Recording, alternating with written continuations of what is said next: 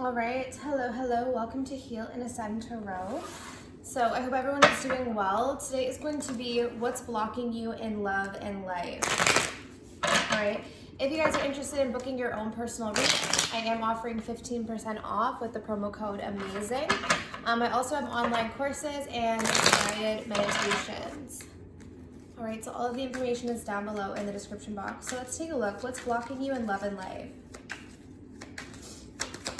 What's blocking you in love and life? So you're waiting for something. We have the Seven of Pentacles coming through. What are you guys waiting for? Maybe waiting for a commitment or waiting for an offer here. Some of you guys, maybe you're waiting right now for a work offer. Maybe you're waiting for some sort of commitment or an offer from someone. Let's see what else we have going on here. And we have the Seven of Swords. Yeah, I feel like you guys are in sort of this kind of strategy energy, okay? Maybe you've done a lot of strategizing. Maybe you feel like you've done everything that you could, and now you're just in this energy of sort of waiting for an offer to come through.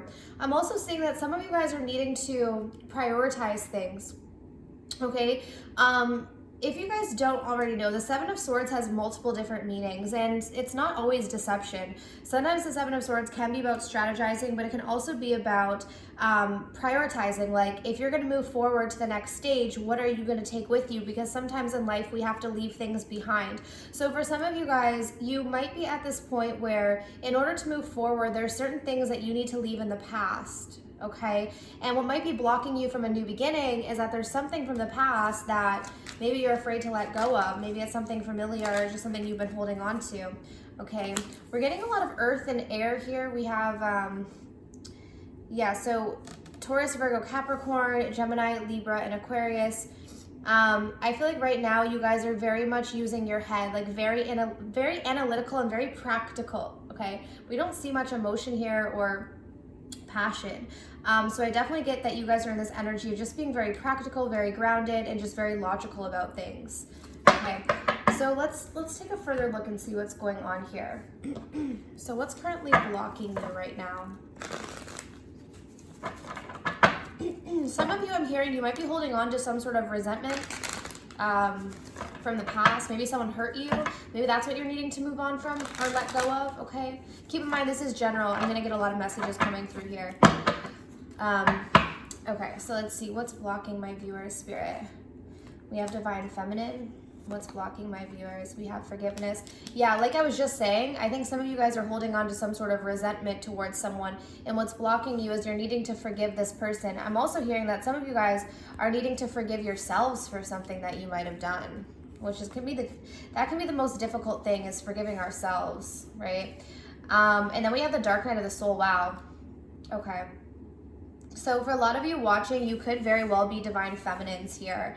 And you're on this path of awakening. You're on this path of evolving and growing into, you know, the Divine Feminine, which is not always an easy process, right?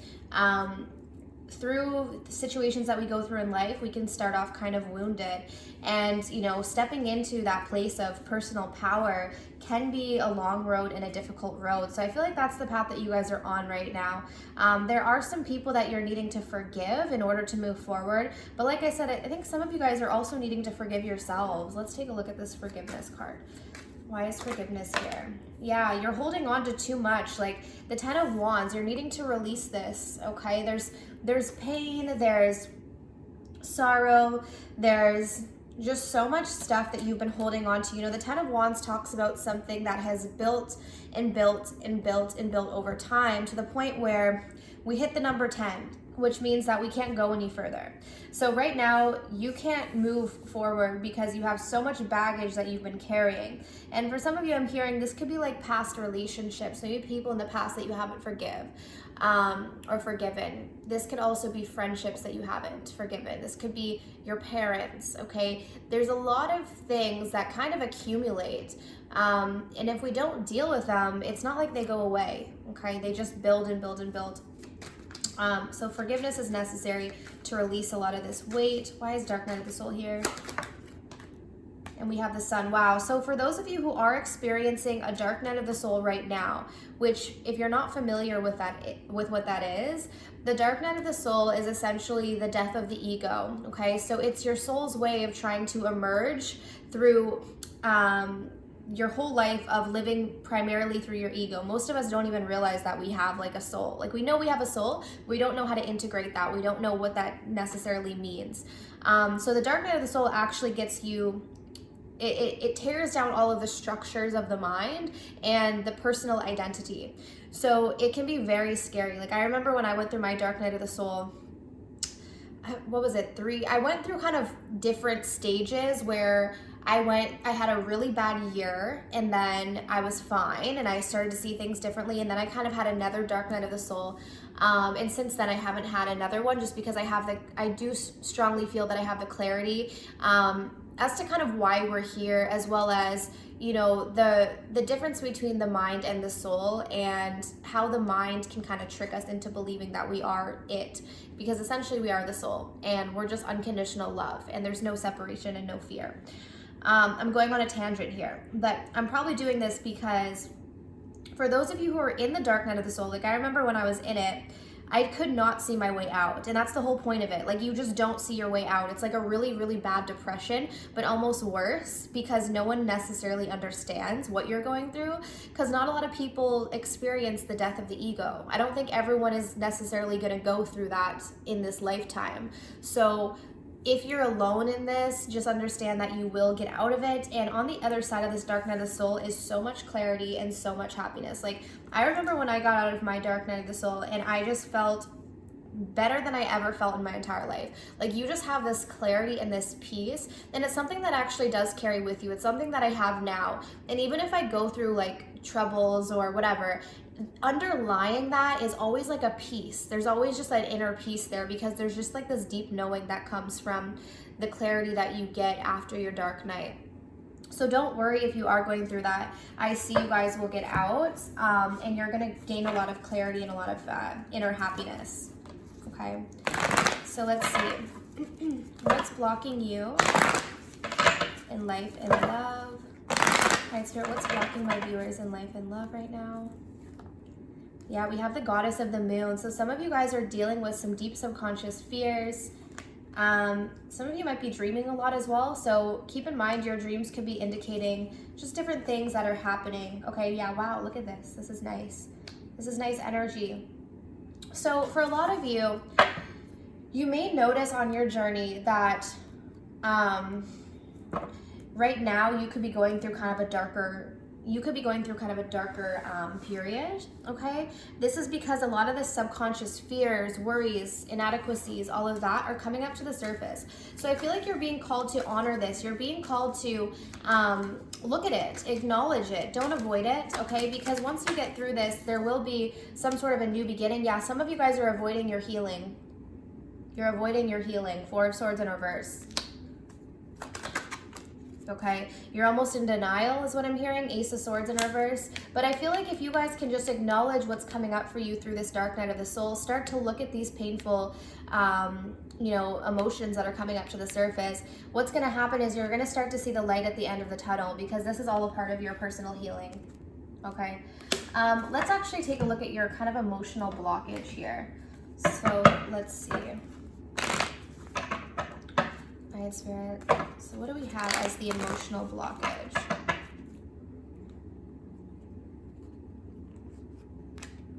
Oh, wow. Okay, so we have loneliness. So that's the big one, guys. So for a lot of you who are kind of wondering, well, you know, I don't know why I'm feeling this way, or I don't know what I'm supposed to be dealing with.